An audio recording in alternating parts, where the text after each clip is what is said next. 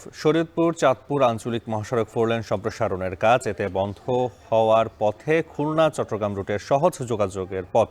এ বিষয়ে আরো জানাতে শরীয়তপুর শহর থেকে যুক্ত হচ্ছেন কাজী মনিরুজ্জামান মনির। কি কারণে ফোরলেন সম্প্রসারণের কাজ থেমে আছে জানাবেন, আর এই বিষয়ে সংশ্লিষ্টরা কি বলছেন?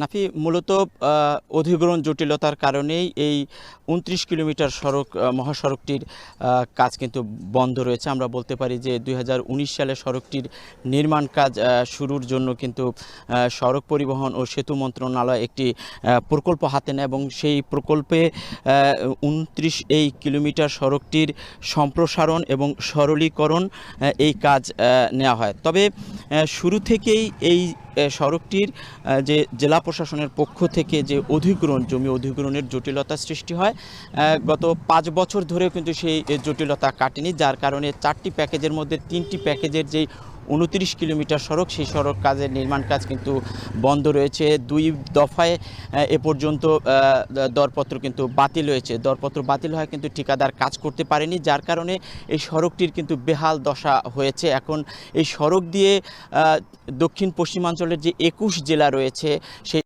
২১ জেলার সাথে কিন্তু চট্টগ্রামের যেই বন্দরের যোগাযোগ, অর্থাৎ দক্ষিণ পশ্চিমাঞ্চলে ৩টি পোর্ট রয়েছে, ২টি স্থল বন্দর এবং একটি কিন্তু নৌবন্দর রয়েছে। এদিকে সমুদ্র বন্দরের সাথে কিন্তু সেই যোগাযোগ এখন অনেকটাই কিন্তু থেমে গেছে।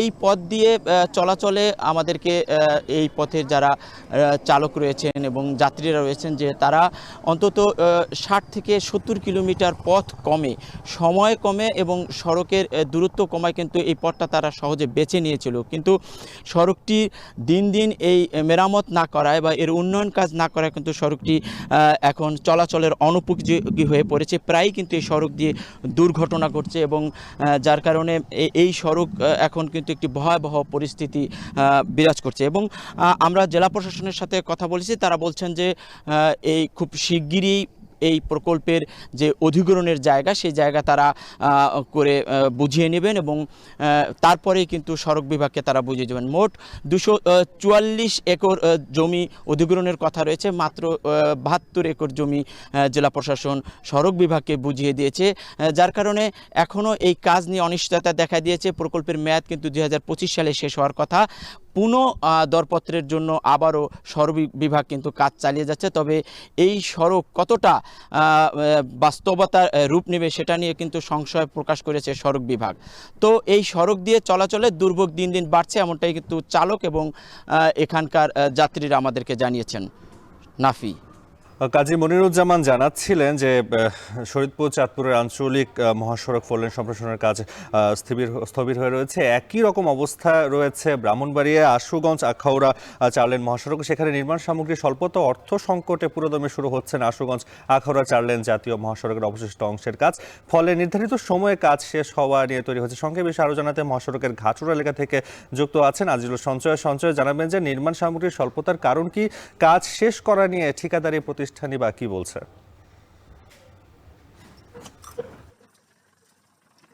রাফি, গত জুলাই বিপ্লবের পর আসলে এই ভারতীয় যে ঠিকাদার প্রতিষ্ঠান হচ্ছে এই প্রতিষ্ঠানটি কিন্তু পেশাগত কর্মকর্তার জন্য হচ্ছে আসলে নিরাপত্তাজনিত কারণে তারা ভারতে চলে গিয়েছিল, যার ফলে আসলে দীর্ঘদিন কিন্তু কাজ বন্ধ ছিল।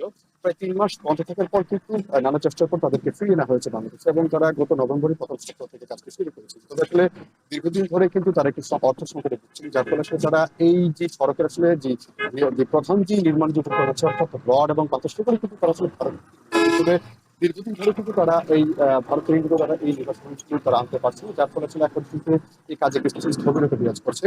আমরা কথা বলছিলাম যে প্রকল্পের সংস্কৃতির সঙ্গে তারা কিন্তু বলছেন যে কিন্তু এখন কিন্তু তারা এই তাদের আসলে পাথর এবং রড না আনতে পারার কারণে তারা আসলে মূল সড়কের যে নির্মাণ সেই কাজটি কিন্তু তারা কিন্তু তারা পুরোদমে তারা শুরু করতে পারেনি। এখন তারা যে কাজটি করছেন অর্থাৎ তারা আসলে চলে যাওয়ার আগ পর্যন্ত যে আসলে যেই মহাসড়কের যে অংশগুলোতে অসম্পূর্ণ অবস্থা কিন্তু সেতু হয়েছিল, সেই সেতুগুলো কাজ কিন্তু তারা কিন্তু করছেন। এছাড়া যেই সড়ক একাংশে কিন্তু তারা মাটি ভরাটের কাজ কিন্তু তারা করছেন বলে আমরা দেখতে পেয়েছি। আমরা কথা বলেছিলাম এই প্রকল্পটির ব্যবস্থাপক শামীম মাহমুদের সঙ্গে, তিনি জানিয়েছেন যে আসলে মূলত এই ঠিকাদারি প্রতিষ্ঠান কিন্তু এখানে ৩টি ভাগে এই সড়কের কাজ তারা করছে, প্রায় ৯১ সড়কের কাজ।